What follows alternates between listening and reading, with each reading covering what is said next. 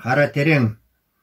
Бөрші таудың етегінде көл жатыр, сұлу қыздың жанарындай мөлдіреп, атайды оны жергілікті қазақтар, ел ырысы қара терең көлі деп. Көл айдына айнадай боп жарқырар, күннің аппақ сәулесіне малынған, нар қамыстар жағалауда жайқалып, қарағанда елестейді ну орман.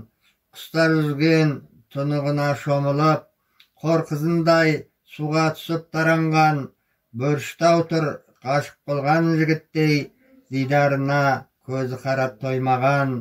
Мен де жүзгем айдынында бір кезде, қайық естім әкем ауын салғанда, су бетінде қалтқы ойнап жататын, балықтар кеп аудың көзін қапқанда. Жағалаудан қазақ көшіп барады, сұрқылтай боп бұзылған соң заманы, қара терең Бөршітауға табыстап, бабалары жатқан анау моланы. Су құйылған бейне зерлі тостаған, көз жіберіп Бөршітаудан қарасаң, түбі саған бір айналып келеді, бал татыған балығыңды сағынған.